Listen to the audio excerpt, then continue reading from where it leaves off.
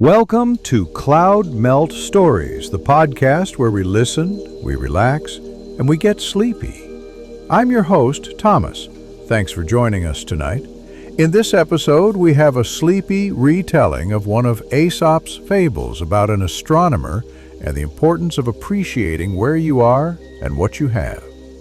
Let's relax a little bit before starting our story tonight. I'm sure we've all spent evenings staring into the empty expanse of outer space, looking at those little twinkling lights in the sky and wondering what lies out there in that eternity of stars. I absolutely love spending evenings doing just that, comprehending the frankly incomprehensible vastness of space. So why not imagine that scene now as you begin along the path to sleep? Transport yourself back to a time where you laid comfortably, maybe in your garden, in a field, a hammock, or on the beach, and gazed at the stars. Feel the tranquility of that moment envelop you, the peace in realizing how grand the universe is, and perhaps how small and insignificant that made some of the everyday burdens of life seem. The problems we all face day to day are but temporary bumps on a long road. But as you gaze out beyond our own world, remember that your place within the vast universe is every bit as significant as anything else in existence. In this spot, you can be at ease, you can be yourself completely and fully, and you can rest here, in this moment, staring into space. That's where our story begins. Once there lived an astronomer who was mesmerized by the night sky. He would stay awake all night, admiring the constellations sparkling in the darkness overhead. He lived in a small village in ancient Greece where the mountains climbed up from the sea. The hillside was dotted with small houses which formed a constellation of their own. But although he lived in a wonderful place, he had a singular passion. Once he was awakened to the beauty of the night sky, it wasn't long before the astronomer cared for nothing else. The astronomer lived in a squat white house adorned simply with a bed, dresser, desk, and chair. He didn't need much else, because all he did in the house was sleep and record the constellations while sitting at his desk. He had no need for a table or chairs for guests, as he rarely entertained a single friend or relative. He had no time for such things when there was always more of the night sky to discover. What wonders must still lie above to help people navigate, tell the time, and read the seasons, he thought. In his dreams, all he saw were the stars. He wished he could float into space to get a better look at the pinpricks of light that made up his life's work. The little corner of Greece where he lived was blessed with clear skies, and the astronomer wanted to discover as much of them as he could. Each night he wandered further from the village, feet pacing over the rocky ground to see the stars from different viewpoints. In the village, the townspeople farmed, gardened, and fished every day. All who lived there knew everything about everyone else. And so the astronomer felt there was much more possibility in the heavens. Wanting to take full advantage of his nighttime strolls, the astronomer slept in the hot afternoon while his friends and family enjoyed long meals together. At night, while they slumbered, he wandered the fields alone, climbing rolling hills and strolling on rocky paths, always gazing skyward. When the rest of the village was waking, the astronomer would tuck himself away in the privacy of his home and write down his observations from the night before. Then he'd drift off to sleep, dreaming of the night ahead. He was so consumed by the world of galaxies and celestial bodies. All the most exciting things, the astronomer thought, happened at night. During the day, light illuminated all, but when the night sky took over, so much remained a mystery. It was a challenge to learn about it all. He watched the seasons pass through the stars, the landscape changing around him while he slept.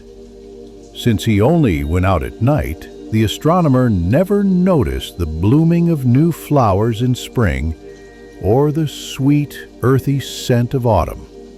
Someone else had already learned all there was to know about everything on land, he thought. What hid in the night sky was untapped potential, secrets and unanswered questions. The astronomer watched Artemis's hunt in the stars, sought the gods of Olympus in the constellations. Sometimes, under the glint of the moon, he would visit the temple of Artemis to pay tribute to the beauty shining in the sky above. The temple in his village had an open roof, which was perfect for stargazing. He barely noticed the architect's marble columns or carved statues, as he only cared for the creations above. One night, the astronomer was out for his walk, gazing up at the stars as he always did. He was admiring the way the Big and Little Dipper fit perfectly together. Not looking where he was going, he tripped over a log and found himself tangled in his robes on the ground. His neighbor happened to hear the commotion and came out to see what had happened.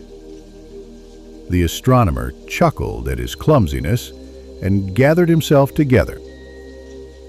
As the neighbor helped him to his feet, he said, "My friend, why do you spend so much time looking at the stars when you fail to see what is right in front of you?"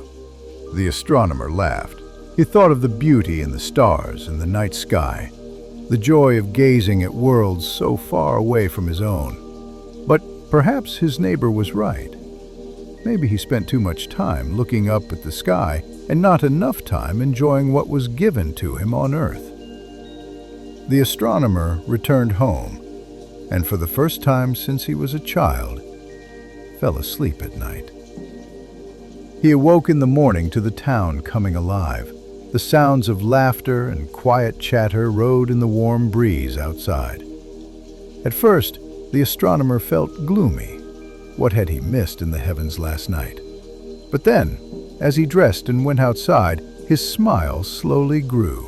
The same neighbor who had helped him the night before invited him over for breakfast. There was delicious, soft, crusty bread, crisp on the outside and doughy on the inside, along with hard cheeses and a warm mug of strong coffee. How long had it been since the astronomer had eaten freshly baked bread or enjoyed a mug of coffee shared with a friend?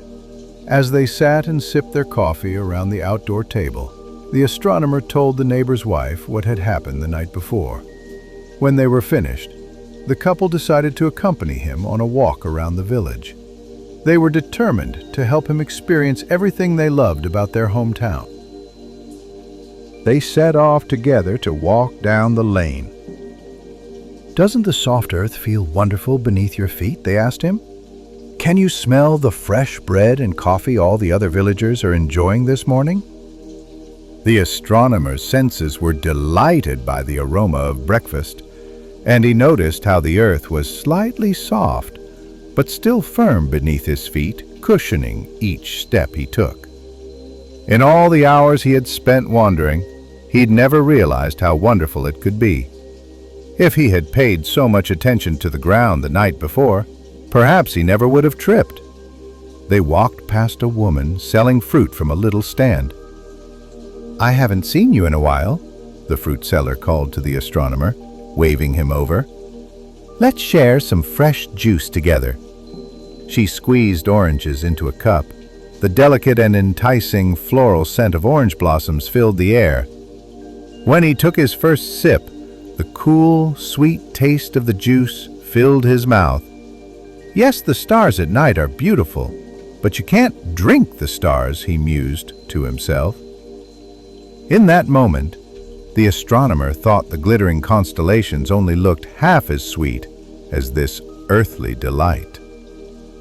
When the neighbors told the fruit seller of their mission to help him see the beauty of the town, she said they must go and visit her niece's garden. "If you're enjoying the wonders on Earth, it's the best place in town to do so. I'll show you the way," she said, closing up her stall in favor of a new adventure. As they walked down the lane, more and more of their neighbors came out to join them. They weren't used to seeing the astronomer out and about during the day, so they each had a spot they wanted to show him. The astronomer couldn't remember the last time he'd been around so many people. He had opted for the quiet of night rather than the noises of daytime, but now that he was truly listening, he could hear the music in his friends' voices. When the group arrived at the niece's garden, she welcomed them with open arms. "What an honor to have the great astronomer in my garden for the very first time," she said with a smile. Together, he and the townspeople admired the flowers. The niece pointed to a bunch of red blooms growing around a wooden archway. "These are special wildflowers created by Aphrodite," she told him. The astronomer stood under the arch, admiring the red and green mixing with the brown wood overhead. The flowers smelled piney and a little sweet. He enjoyed them immensely. Next, they looked at a patch of beautiful purple irises. When the astronomer peered at them closely, he could see the white circles surrounding the yellow center that gave the flower its distinctive name. They gazed at orange lilies and white orchids, immersing themselves in the fresh and fragrant air of the garden. When it was time to leave, the niece decided to join the rest of her neighbors on their walk around the village. Watching the astronomer experience these pleasures for the first time reminded everyone just how wonderful life on Earth could be. The astronomer strolled in the middle of the group as they left the center of the village and continued down the road to the Temple of Apollo. The pillars of the temple glittered in the sunlight. The astronomer noticed the change underfoot as he stepped from the dark path to the temple's marble floor. The heat of the day was growing, and he appreciated the cool ground beneath him and the roof above. It was quite different from the Temple of Artemis. He took a moment to stand still, his feet pressed into the marble, and a gentle breeze wound its way through the pillars, keeping him cool in the shade of the temple. The other townspeople explored the building, admiring the statues and carvings on the walls. He enjoyed the feeling of staying still while the world moved around him. Perhaps he need not always be in motion, he thought. Sometimes it was best to take a break from work and study and just enjoy existing in the moment. When he was ready, he walked slowly around the walls of the temple, admiring the details the great artists and architects had embedded into this special place, which was used for community gatherings and for paying homage to the gods. When the sun rose higher in the sky, the group left the temple and gathered in the shaded village square for lunch. They each shared what they had: soft cheeses, leftover bread from the morning, roasted barley, and juicy olives. The astronomer relished each burst of flavor in his mouth. Before, he had hurried through meals, stealing bites in between long periods of stargazing. Now, he appreciated taking the time to savor these delicious foods. How have I never taken the time to really experience this before? He wondered. He ate slowly, enjoying the sweet and salty tastes intermingled on his tongue, and noticed how the crunchy barley and soft cheese complemented each other perfectly. When they'd finished the main course, the fruit seller fetched a basket of her produce for dessert. The villagers drizzled the different fruits with honey, making them even sweeter and more decadent. The astronomer took a bite of each, delighting in the rich flavors. After the meal, the people lazily walked back to their homes for a nap. They waved goodbye to each other, promising to visit again soon. Sleep during the day was one thing the astronomer was used to, but when he got home and lay down on his bed, he couldn't fall asleep. Instead, he paid attention to the soft sound of his breath moving in and out of his body. He listened to the gentle twittering of birds outside, accompanied by the soft buzzing of bees. Through the open window, he smelled the flowers in the garden. A light gust of wind brought in all the delightful aromas of herbs, spices, and greenery. He lay there, resting his body, senses immersed in the world around him. As the sun drifted lower in the sky, the astronomer heard a knock at the door. His neighbors had come to fetch him. There was one more thing they wanted to show him this evening. Together they walked the winding path up the mountain next to the village. The path was narrower here, and the parade of townsfolk carried blankets and baskets on their heads. The evening breeze rustled the shrubs around them, and birds followed along above, wondering where the procession was going. The astronomer watched the clicking heels of the woman in front of him and heard the footsteps of the man behind. His senses felt alive and heightened in a way he had never experienced before, even at night. When they reached a plateau, they spread out the blankets and unpacked the food. Looking around, he realized everyone had brought all of the finest things in their pantries. The farmer took out fresh vegetables and meats. The fisherman unpacked salted herring and calamari. Boiled eggs were sliced and passed around, and everyone shared wine from an ornate glass jug. The people talked and laughed, but the astronomer sat in silence, taking everything in. He listened to the stories of his new friends' lives that he had so often ignored before. He saw the way the trees swayed in the wind, casting shadows on the rocks dotting the mountainside. He could see the village below and the peak of the mountain above, and he enjoyed the aromas of all the different foods the people prepared. Soon, the sun began to paint the sky in vibrant hues. In all the time the astronomer had sought the stars, he had never before appreciated their opening act. He had always waited for the sunset to finish and night to fall, but now that he had slowed down, he could admire each shade of yellow, pink, red, and purple as the sun lowered itself sleepily behind the mountain's peak. When the final rays of sun disappeared beneath the horizon, the villagers packed up the remaining food and folded the blankets, ready to go home for the night. But the astronomer stopped them. "Now I have something to show you," he said. His friends unfolded their blankets and lay down on the soft earth, watching the sky grow dark overhead. Glittering white and yellow stars began to poke through the darkness, delighting the villagers watching from below. The astronomer had seen the stars many times before, but he'd never noticed how their bright light brought out the shadows of the trees and heightened the contrast of the ground below. He lay back on his blanket, admiring each constellation as it revealed itself. One by one, he pointed them out to the villagers, who were appreciative to be sharing in his knowledge. "I understand why you like to walk at night, but isn't it also wonderful, still under the stars?" his neighbor asked him. The astronomer nodded his head in agreement. He didn't always have to be searching for something new when so much beauty revealed itself around him every night. He wanted to fully take it in, not rush to discover the next thing. As they lay there stargazing, the villagers felt their eyelids growing heavy. They began to yawn, and they knew it was time to pack up their things and go home to bed. In a slow and careful line, they tiptoed down the mountain. The astronomer felt the path beneath him, noticing each pebble or twig he passed over. The stars illuminated the way home, and as they walked, the villagers whispered of all they'd seen in the sky above. When they reached the village square, all the townspeople waved goodbye.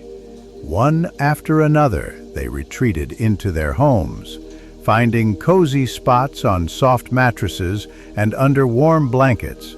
The astronomer, too, went back to his house. But instead of crawling into bed, he brought a pillow and blanket outside. He laid them down on a soft patch of grass and rested his head. Tonight, he would dream of stars again, but this time he would fully realize their beauty.